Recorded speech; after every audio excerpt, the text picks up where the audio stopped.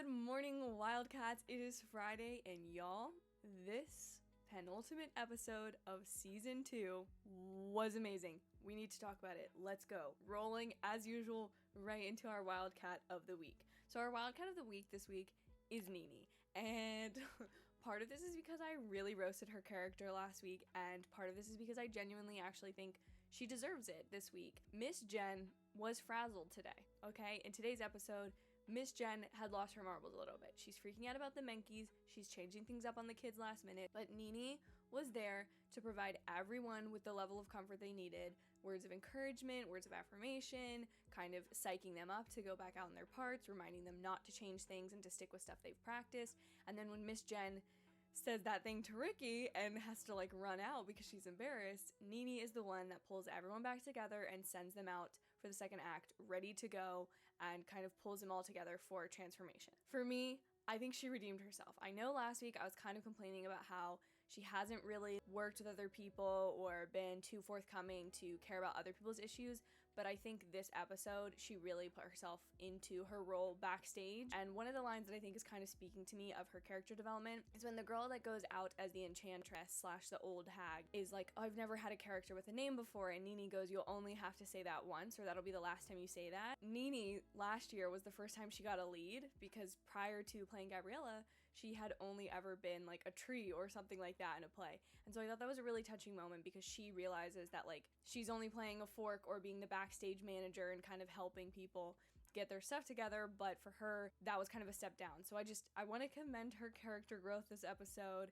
and I felt very convinced of her wanting and caring more about her friends. So I really like that. Bob to the top moments, and I've got a lot, but since I can't really just say everything because that would make this a super short video. First off, Jamie. I don't know if you guys saw the exchanges online with Jordan Fisher, but some of them happened a couple months ago before they started filming season 2. They decided to slide him in there as none other than Gina's older brother, Jamie Porter, and I absolutely loved it. Also, for those of you who are at my High School Musical, the Musical, the series stream last week, we were literally all talking about that, and I had no idea that this was going to become a thing, but it was so funny because literally 2 days prior we had all been saying oh, who would you want to play Gina's brother? And I was like, oh, Jordan Fisher. I would love to see Jordan Fisher. I don't know if you want to say that's divine intervention, I don't know if you want to say that's the universe, I don't know if you want to say that's fate or manifestation, but something happened and that made my day. So I really liked him being in there. He's just such a natural fit. I absolutely love Jordan Fisher, so it was so cool to see him in this show. Then of course the musical, which I actually preferred more than last year's High School Musical, just because obviously it's a little bit more polished. Obviously their stakes are a lot higher, trying to compete for Menkies considerations and scores, but I really do feel like it was really top notch. The costumes were fantastic. Ashlyn's Belle costume might be my favorite Belle costume iteration I've ever seen. Even her green dress from the Something There song, I just really think they did a really great job, and they really upped the stakes, and you can kind of feel that everyone feels slightly more confident in themselves. Ricky's not running around doubting himself as much. They're like, you know what, we got to do it this way, the show must go on, so they're doing it, and I really liked that. Then Carlos, I just thought he was so funny this episode, when you just see him not saying anything, and he's usually the most rambunctious one of all of them, and Seb is having to translate for him, but then he really killed as Lumiere, and I really enjoyed seeing him in that role. And then lastly, just because it just hit home for me, Mr. Mazzara reading the prologue for Beauty and the Beast, when they're explaining how Prince Adam, or Ricky's character, is transformed into the Beast after his encounter with the Enchantress. I loved that because, one, character growth. Mr. Mazzara was so anti the musical last year, and he needed to help pull together lights and things like that, and now here he is killing it in this fake faux British accent, and I really liked that. Beauty and the Beast is one of my favorite movies of all time. It's my favorite Disney movie, and Belle is my favorite Disney princess, and so them doing this and doing it in such a fun way was just so cool to me, and I just love seeing characters I love from High School Musical, the Musical, the series, playing characters I love from Beauty and the Beast, and so all those little Easter egg inclusions I just really love. And then of course all of the references to the prior musical, so when they put on High School Musical, all the hey, don't switch characters during the intermission, hey everyone, we're sticking to this, we're not gonna have problems that way. I just really feel that added a level of stakes to it, and was also just really funny at the same time, so I really appreciated that inclusion as well. Then scream moments. I bet you can already tell what they're gonna be, but the number one scream moment I have is Lily. Girl, I knew that she was up to some shady stuff. I just knew. And then I don't know if she brought him into the hallway because she saw his dad and Miss Jen. If she was just trying to distract Ricky to go grab the harness, which Miss Jen had literally been holding like seconds prior to that. I hate this Lily girl, okay? And I am glad, I do have to say, even though it's a scream moment because I'm frustrated for the sake of how the episode went, I love that we're not getting redemption arc with her. Like, she, if anything, she's more devious than she was before. The only thing I don't like is Howie like helping her. Did he go snag it? Is he just uncomfortable with Courtney? Like, I didn't really get what was going on there, because he definitely was loving it when she was performing on stage.